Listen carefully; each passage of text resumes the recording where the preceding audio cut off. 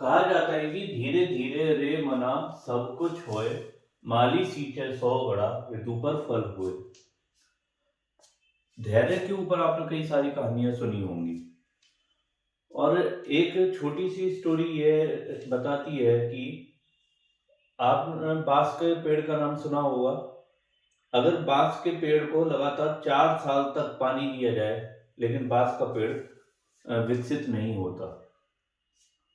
लेकिन 4 साल तक अगर आदमी में पेशेंस रहे और फिर उसे जब आगे पानी दिया जाए, तो उसकी जड़ें जब नीचे तक मजबूत हो जाती है, तो 5वें साल में वो एक साथ इतना ग्रो करता है कि वो ऊपर तक बढ़ता चला जाता है। तो धैर्य की क्षमता को आप लोगों को पहचानना चाहिए और समझना चाहिए कि धैर्य क्या चीज है। आपको धैर्य रखना चाहिए और खुद पर भरोसा रखना चाहिए। चीजें आपको मिलती हैं। चलिए इसी क्रम में स्टार्ट करते हैं आज के करंट अफेयर्स के साथ।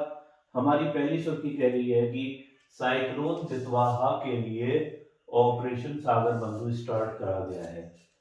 अभी परसों की क्लास में मैंने बताया था कि साइक्लोन तितवाहा आया है श्रीलंका की तरफ। ये वेस्ट बंगाल के एरिया में जनरेट हुआ था। इसका नाम रखा गया था दितवाहा। दितवाहा नाम रखा था यमन देश ने, और ये त्रासदी मचा रहा है करंट में श्रीलंका में। और जिसमें लोगों को, फंसे लोगों को बचाव के लिए इंडियन गवर्नमेंट ने सागर बंधु ऑपरेशन स्टार्ट करा है। ऑपरेशन सागर बंधु में इंडिया के जितने बचाव कर्मी हैं, वो वहां पे फंसे हुए लोगों को दवाई, खाना वगैरह ये पहुंचा रहे हैं। अब ऑपरेशन से रिलेटेड कई सारे सवाल एग्जाम्स में पूछे जाते हैं, जैसे कि ऑपरेशन, आपको बताना है ऑपरेशन सिंदूर किससे रिलेटेड है। ऑपरेशन ब्रह्मा किससे रिलेटेड है, और सिंदूर, ब्रह्मा और आपका गंगा, ये किससे रिलेटेड है। गंगा किससे रिलेटेड है, ब्रह्मा किससे रिलेटेड है, सिंदूर किससे रिलेटेड है, और एक था ऑपरेशन सिंदूर, ये किन किन से रिलेटेड है। सिंदूर है आपका पाकिस्तान पे जो जवाबी कार्रवाई करी गई थी। ब्रह्मा है जो म्यांमार में से लोगों को सेफ निकालने के लिए।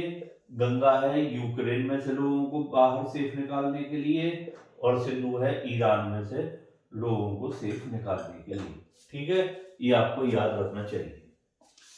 अब हमारी अगली सुर्खी कह रही है कि वर्ल्ड एड्स डे 1 को मनाया गया है।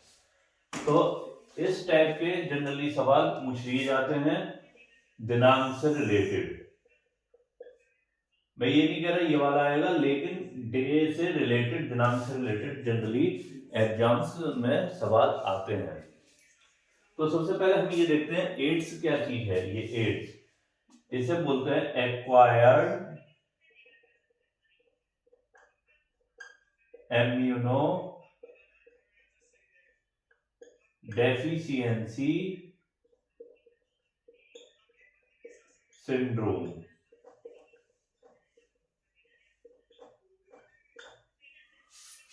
इस रोग में आपकी जो प्रतिरोधक क्षमता होती है वो खत्म होती चली जाती है, जिसके कारण जो भी नए रोग होते हैं वो लगातार होते चले जाते हैं।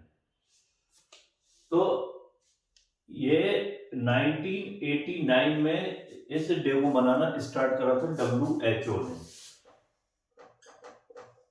और 1 दिसंबर को इसे वर्ल्ड एड्स डे के तौर पर मनाया जाता है। 1988 में सॉरी ये स्टार्ट करा था। कई लोग उस वक्त इसके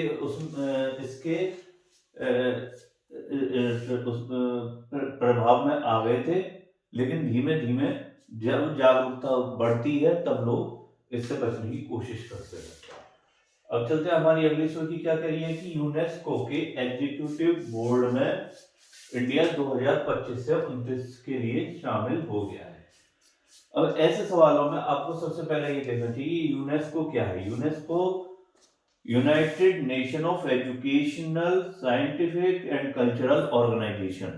ये मैंने पहले भी आपको बताया है। इसका मतलब ये है कि यूनाइटेड सारी वर्ल्ड की सारी कंट्रियों में आपके शैक्षणिक, सांस्कृतिक और वैज्ञानिक और रीति रिवाजों को सहेजना, उन्हें संभाल के रखना, ये यूनेस्को का काम है।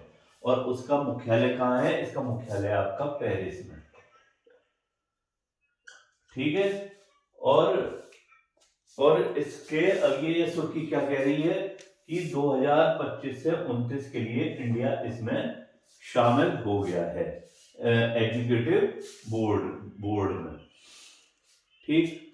और अभी इससे रिलेटेड एक खबर और थी कि इंडिया के अमूर्त धरोहर, विश्व धरोहर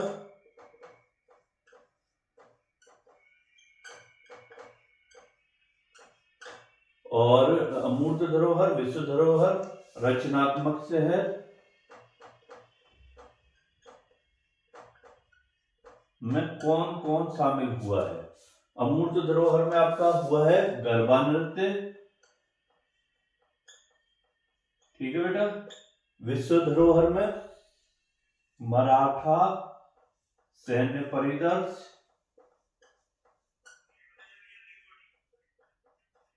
रचनात्मक शहर में लखनऊ। किसके लिए? इसकी पाक कला के लिए, ठीक है। ये आपको याद रखना पड़ेगा। इससे रिलेटेड ये जितने भी अगले 6 महीने में जितने भी एग्जाम होंगे, एक आधा सवाल तो इसमें फंसेगा ही फंसेगा, हर कीमत पर फंसता है। अब चलते अपनी अगली सुर्खी की तरफ। हमारी अगली सुर्खी कह रही है कि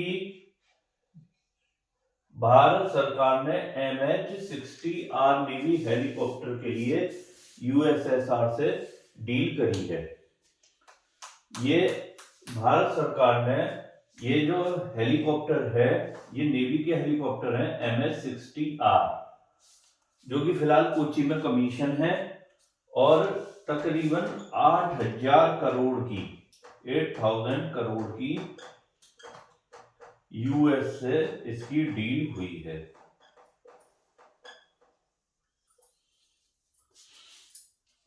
अब इससे रिलेटेड 2-3 सवाल ये पूछे जाते हैं। इंडिया की हाइपरसोनिक मिसाइल कौन सी है? इंडिया की हाइपरसोनिक मिसाइल है ध्वनि, ये आपको याद रखना चाहिए।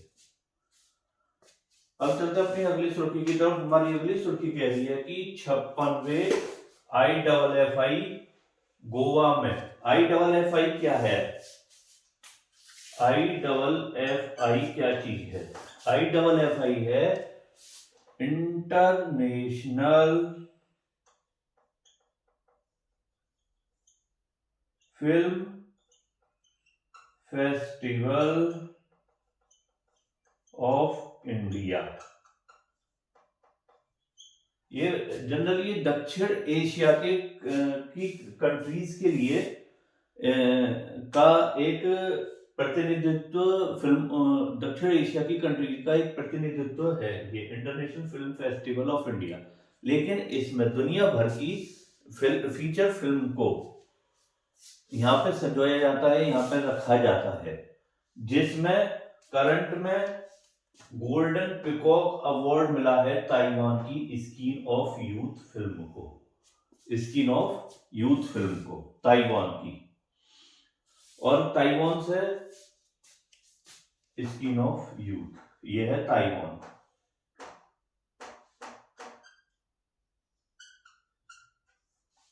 और ताइवान से ये बताइए ताइवान की राजधानी क्या है? ताइवान की राजधानी है ताइपे, ठीक। और वहां की करेंसी क्या है? न्यू ताइपे डॉलर, ठीक है। ये आपको याद रखना पड़ेगा।